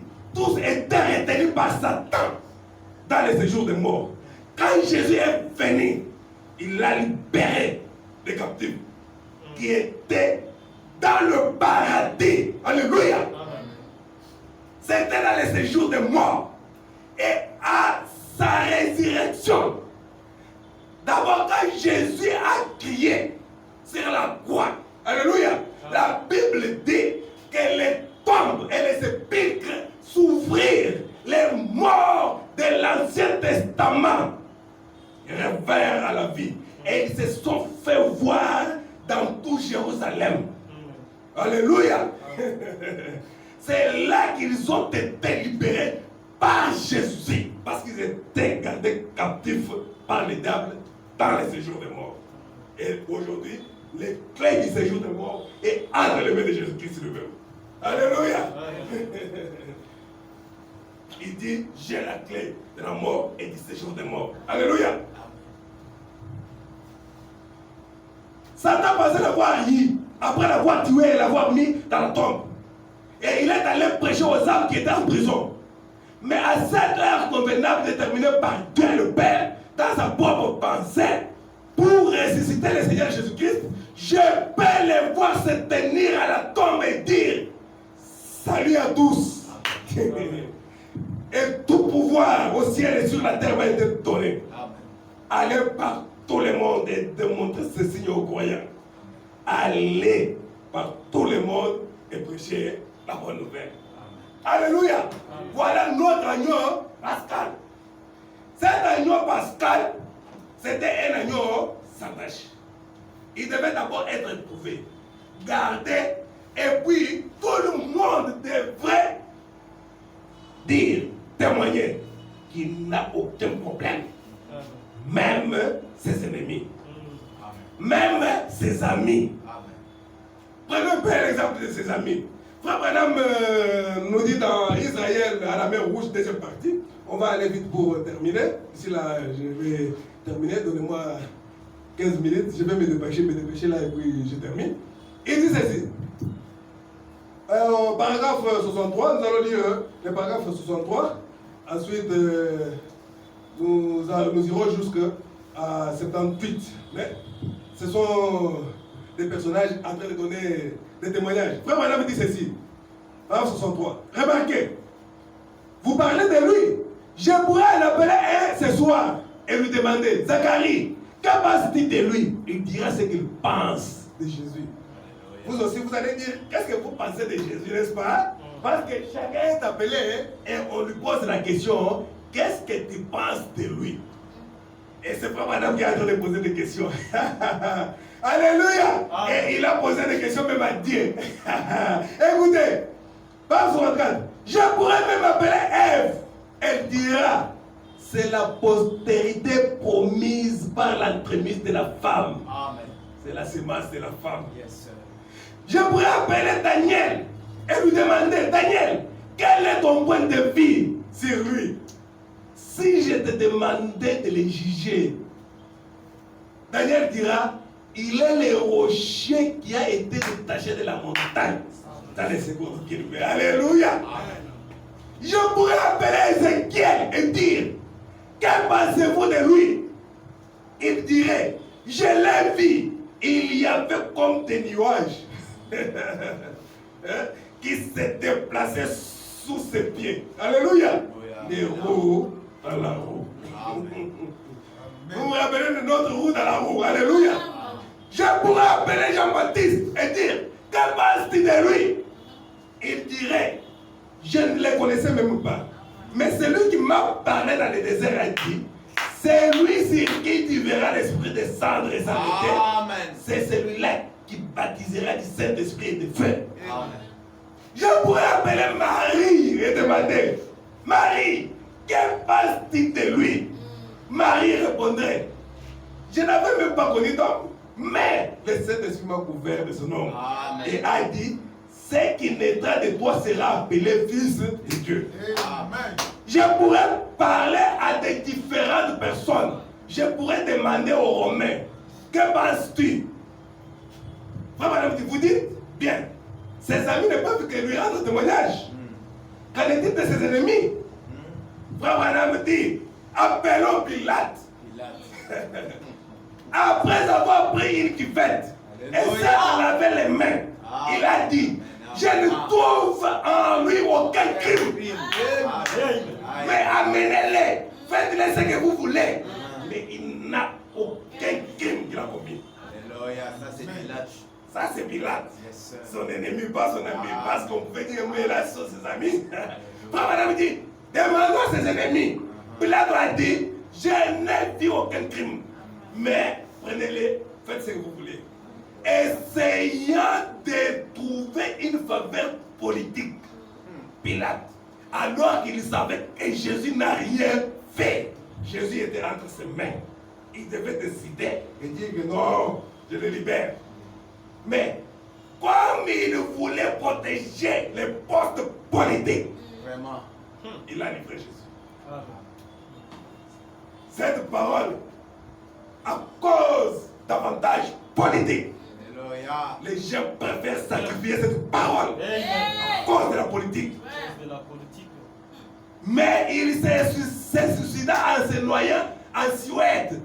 Chaque année, les gens se rendent là-bas pour contempler cette eau bleue qui bouillonne encore.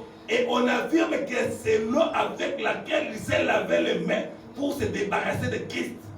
Vous ne pouvez pas vous débarrasser de lui en vous lavant les mains. Pas du tout. Vous ne le pouvez pas. J'ai regardé les centeniers romains. Que penses-tu de lui? Tu es l'un de ses ennemis, non? Il a mis la main sur son cœur et a dit, assurément cet homme est le Fils de Dieu. Amen. Amen. Pilate a dit, je ne trouve en lui aucun crime. Écoutez maintenant, frère Branham vous raconte l'histoire de ce qui n'était pas dans la Bible. Mais un prophète, c'est l'œil d'un aigle. Amen. Il peut voir loin. Et il veut nous raconter qu'est-ce qui s'est passé.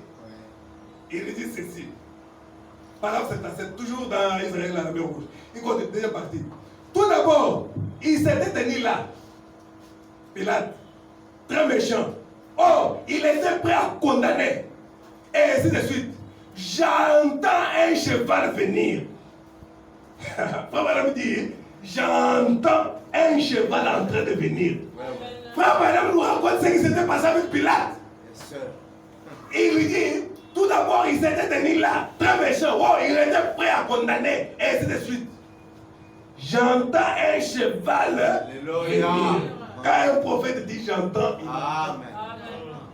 il dit, j'entends un cheval venir, courir, descendre la rue au galop, en train de venir. Voici venir l'un des gardes du temple. Il saute du cheval. Madame, elle voit comment il saute. Alléluia. Quand Moïse a dit qu'au commencement de créer les cieux et la terre, Moïse n'était pas là. Moïse s'est tenu là avec l'aide d'un aigle. Il a vu le commencement. Comment ça se passait? Un prophète, c'est un aide de l'aigle. Et ici, frère Branham dit, j'entends le cheval venir. J'entends quelqu'un sauter là. Vraiment. Alléluia. Amen. Il saute du cheval. Il venait, donc il était l'un des gardes du temple. Il tient un bout de papier plié. Alléluia. Il court vers Pilate. Alléluia. Et s'incline. Amen. Lui tend le bout de papier. Yes, sir. Le pauvre Pilate, le pauvre. Il prend le bout de papier. Oh, vous savez?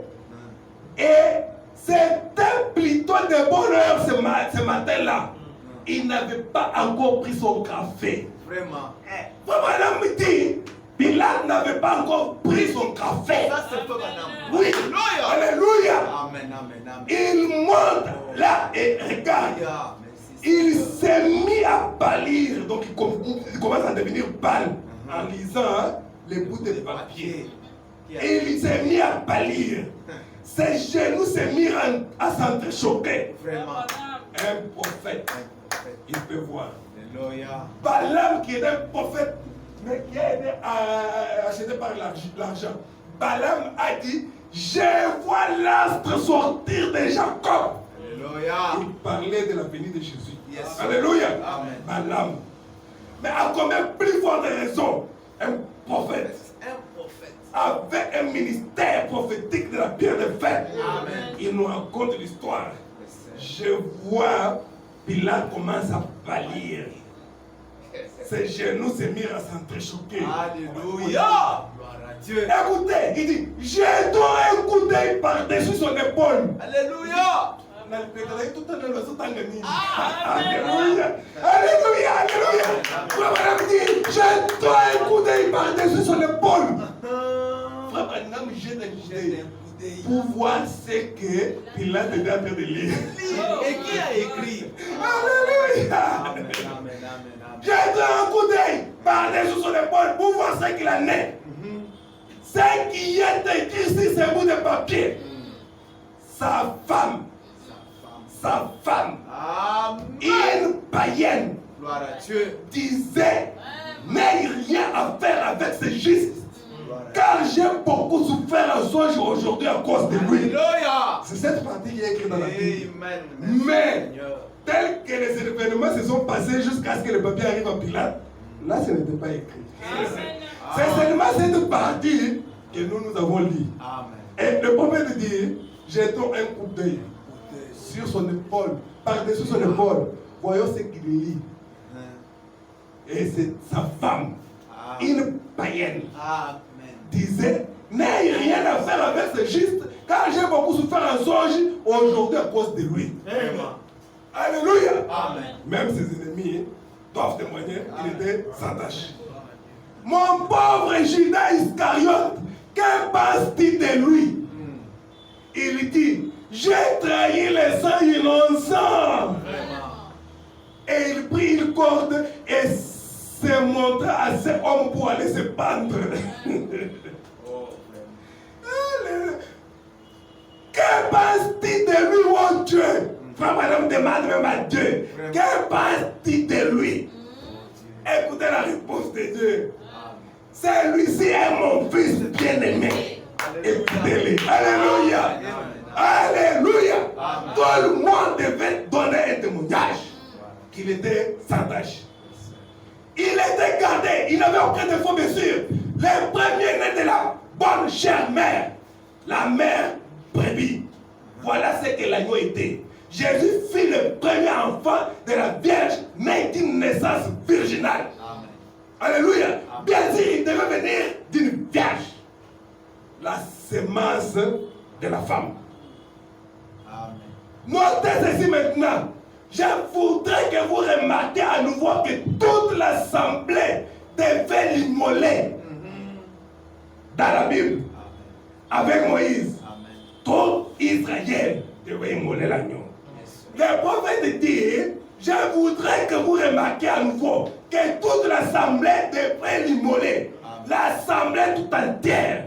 Maintenant, si vous remarquez, regardez ce qui est écrit. Vous pouvez voir qu'il s'agit d'une préfiguration. Là-bas, avec Moïse, en Égypte. Maintenant, observez, et toute l'assemblée d'Israël l'immolera entre deux soirs. Qu'il soit crucifié. Alléluia. Amen. Amen. C'est quand le premier soir commence qu'il expire à la croix, à la 9e heure, à 15 heures. C'était ça le premier soir. Le deuxième soir, c'était vers 19h à 21h. Et l'agneau devait être mangé la nuit. Et comme il était l'agneau à être immolé, c'est ainsi qu'on l'a immolé. Alléluia. Amen. Et les jours de sabbat, on ne devait pas rester à la croix. Alléluia. Amen. Parce que c'était vendredi soir. Le sabbat commence le soir même du vendredi là. C'est là que le sabbat commençait. Le soir. Parce que chez les Juifs, ça s'entremêle comme ça là. Donc, les premiers jours, donc, les jours commencent par le soir du jour avant. C'est là que le premier, donc le jour, l'autre jour commence par le soir du jour avant. Alléluia. Merci Seigneur. Bon, écoutez, le prophète dit, et vous remarquerez que tout Israël se tenait là et disait, faites-les mourir. Que son sang retombe sur nous et sur nos enfants. Et tous. Des caïfs jusqu'à la dernière personne ont témoigné de sa mort. Faites-les mourir. Faites-les mourir. Alors qu'il n'avait rien fait de mal. Un agneau sans défaut. Alléluia. Il devait être comme ça. Quand Dieu leur parlait là-bas en Égypte, que ça doit être un agneau mâle, sans défaut, ils ne comprenaient pas de quoi il s'agissait. Alors que Dieu était en train d'écrire l'histoire de rédemption. Alléluia. Amen.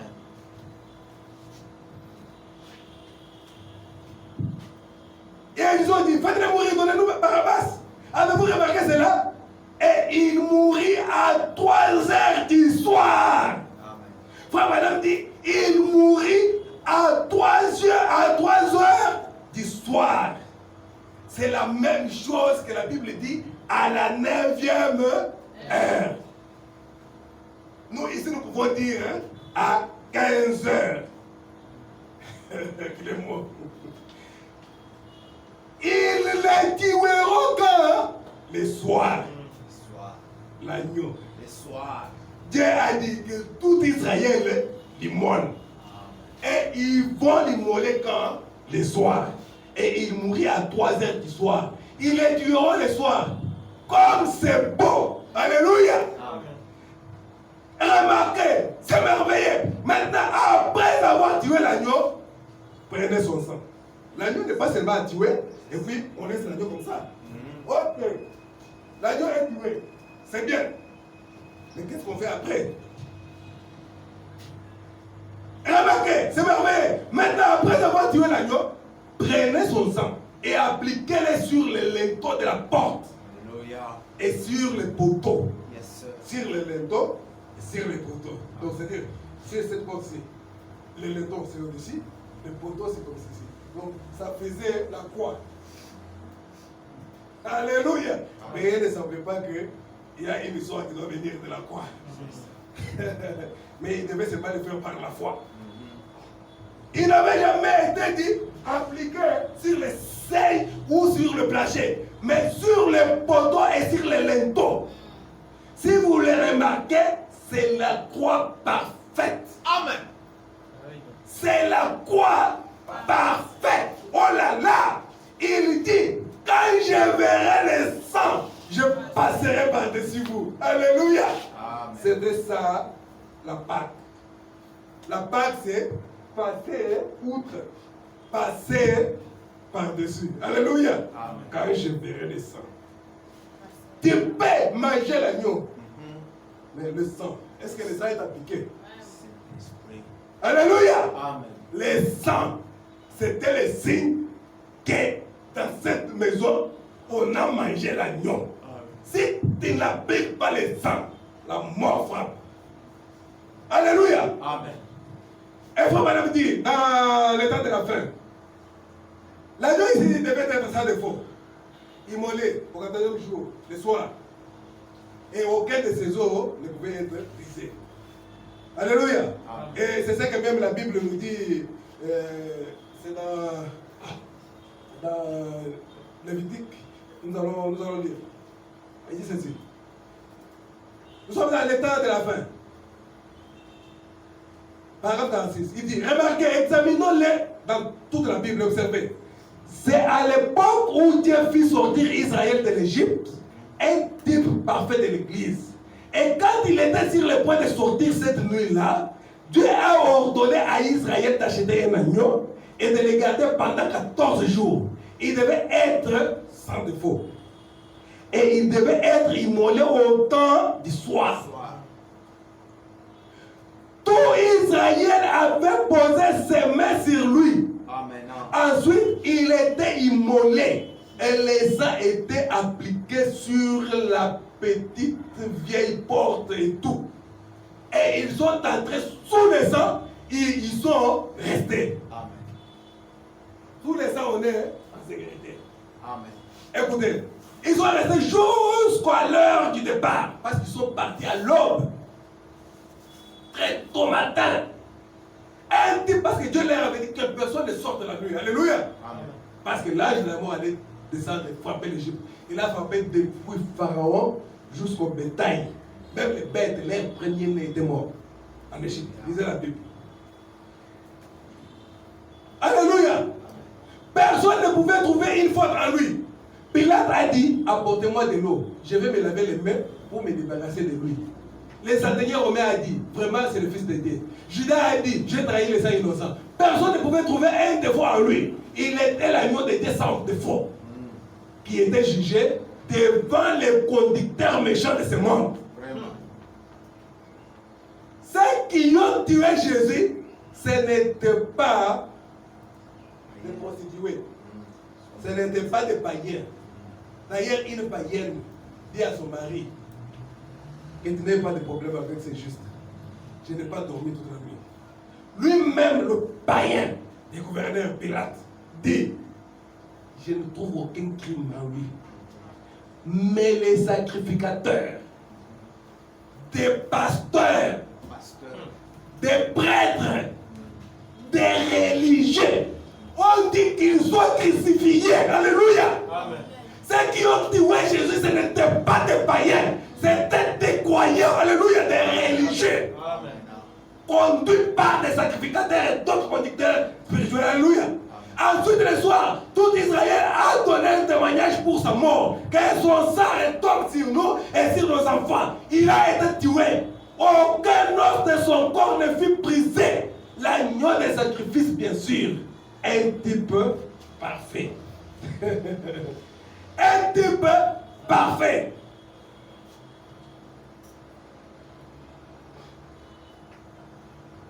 Alléluia. On termine avec Job, les gars serviteurs.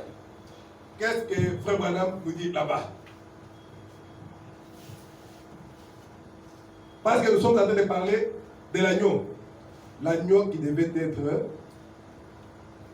sacrifié. Et chaque maison, tout Israël devrait immoler l'agneau. Au paragraphe 31, Frère Branham dit ceci. Mais en d'autres termes, chaque famille immolait un agneau. Mais tous représentaient un seul agneau. Alléluia. Et l'application spirituelle de cela, c'est que chacune de ces familles, le père étant le sacrificateur dans sa propre maison, il devait tuer un agneau par maison, en fait, à manger la viande. Mais tout cela représentait un seul agneau. Il devait manger la viande. Mais nous, qu'est-ce que nous avons mangé? Qu'est-ce que nous allons manger? Ou qu'est-ce que vous avez mangé? Parce que pendant la Pâque, on mangeait, on tuait d'abord l'agneau et ensuite on mangeait la viande. Alléluia. Amen. Voici une église par ici, une église par là, et une en Afrique, une en Asie. Mais toutes proviennent du même agneau. La rédemption vient du même agneau. Amen. Et nous nous nourrissons du corps du Seigneur Jésus-Christ, qui est la parole. Amen. Ah, ok. Maintenant, nous allons manger aussi notre agneau. Notre agneau, c'est la parole. Alléluia. Amen. Mais après avoir mangé l'agneau, il faut appliquer les signes. Il faut appliquer les signes. Manger l'agneau ne suffisait pas. Vous mangez l'agneau. Et la preuve que vous avez mangé l'agneau, les signes. Amen. Amen. Et cet agneau devait être mangé tout entier, même pas les sabots. Permettez-moi qu'on termine ici parce que vous savez, à l'époque de la Pâque, quand on tuait l'agneau, Dieu avait donné un ordre, il a dit terminez tout, ne laissez rien. Permettez que je termine, que je termine la prédication d'aujourd'hui, n'est-ce pas? C'est tout simplement pour vous réveiller. Donc, il a dit mangez tout, terminez. S'il arrivait qu'on arrive jusqu'au demain matin, brûlez ce qui reste. Que cela n'arrive pas jusqu'au demain. Alléluia. Permettez-moi que je termine la prédication qui a été prêchée, préparée aujourd'hui. Parce que c'est la Pâque. Alléluia. Amen. Il dit ceci. Paragraphe 32, il dit nous les recevons sous forme de la parole, l'agneau. Et un bon berger nourrira son assemblée de la parole. Amen. L'agneau. Prenez cela sans eau, non bouilli. Mangez-les tout cru, rôtis avec les herbes amères. Et que ça fait mal. Amen. Parfois c'est un peu difficile, mais vous devez peut-être mettre fin à certaines choses. Amen. Certaines choses que vous faisiez là, mettre fin à cela. Quand on mange l'agneau, c'est avec les herbes amères. C'est difficile. Dis ah non, ça c'est difficile. Oui, c'est difficile. Mais il faut manger. Peut-être pour mettre fin à certaines choses. Mais mais ne vous en faites pas. Tout est en ordre. Prenez-les de toute façon. Maintenant, ensuite, les sang étaient appliqués sur les linteaux de la porte à l'aide de l'hysope. Et alors les Israélites étaient à l'intérieur. Il n'y avait plus rien qu'ils devaient faire si ce n'est de venir sous le sang. C'était le plan de la rédemption de Dieu sous le sang. Et une fois sous le sang, on est en sécurité. Amen. Mais où est le sang? Parce que quand le sang était versé, la vie se trouve dans le sang. Alléluia. Amen. Nous mangeons le corps parole. Amen. La parole qui saigne. Alléluia. La nourriture des aigles.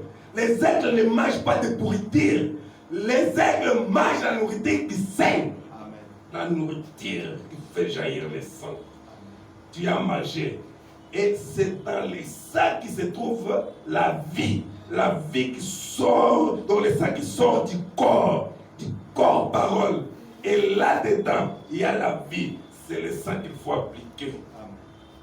Alléluia.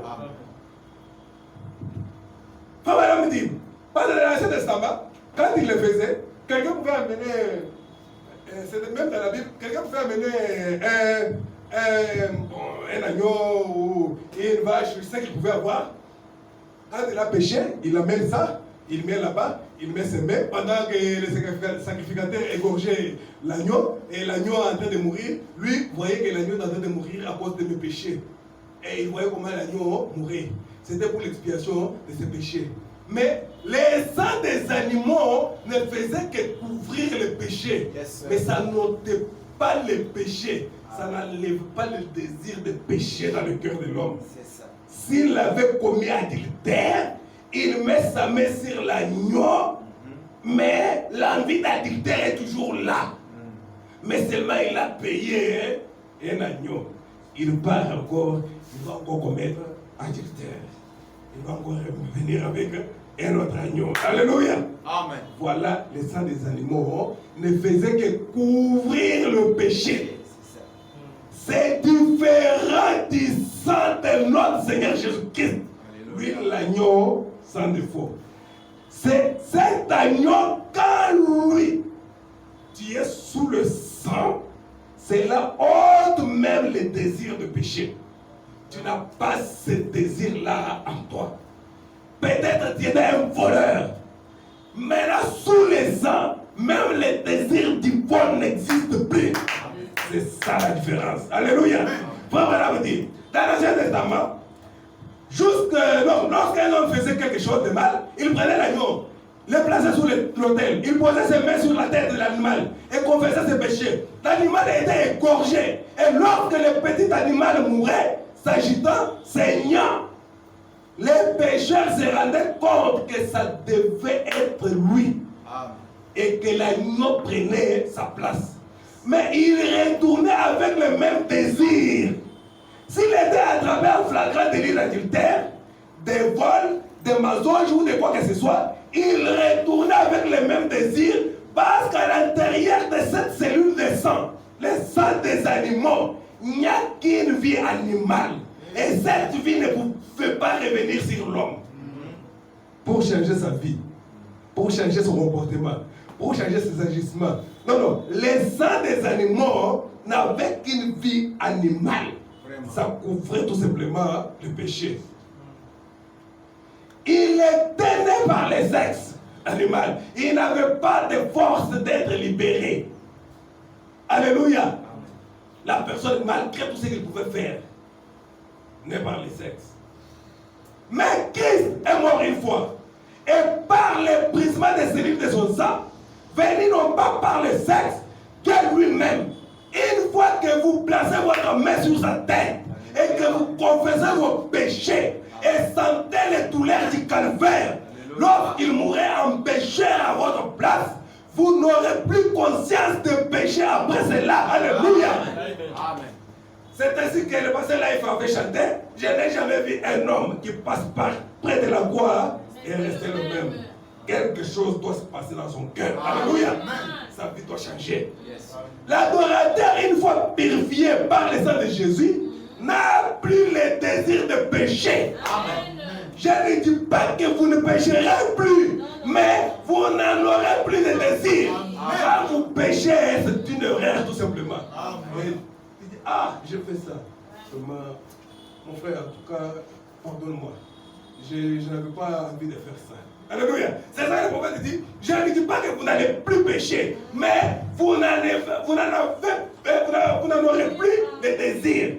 Plus de désir de péché. Alléluia. Amen. Donc ce désir-là est parti. Alléluia. Amen. Alléluia. Maintenant, ce que nous allons faire, c'est quoi? nous allons prendre la parole. C'est ça notre agneau. Nous allons manger. Manger la parole. Manger la parole. Nous mangeons la parole et nous appliquons le signe. Les signes, c'est le Saint-Esprit. C'est la vie qui était dans le sang, qui revient sur les croyants. Alléluia. Et cela change sa vie. Alors que Frère Oscar va déjà s'apprêter pour nous entonner un cantique, après nous allons prier. Écoutez ce que le prophète dit ici. Jésus a dit, tu n'as agréé ni sacrifice ni holocauste, mais tu m'as formé un corps. L'alliance de Dieu avec Abraham et sa postérité. Paragraphe 34, c'est prêché le 23 février 1956. Il était un homme quand il réclamait miséricorde à la croix, Jésus. Il était un homme. Parce que selon la loi lévitique, c'est lui qui pouvait sauver donc l'homme, c'était seulement le plus proche parent de l'homme. Et l'homme avait péché et s'était séparé de Dieu. Là, c'était Adam. Mais il n'y avait pas quelqu'un qui pouvait sauver Adam. Même quand Abraham est venu, Abraham ne pouvait pas sauver Adam. Élie ne pouvait pas sauver Adam parce que tous étaient nés par le sexe. Et les sexes, c'était la volonté permissive. Ce n'était pas dans la volonté parfaite de Dieu que les gens se multiplient par les sexes. Vous allez dire, mais comment ça? Oui, quand Jésus-Christ est venu, il a dit, vous devez naître de nouveau. Amen.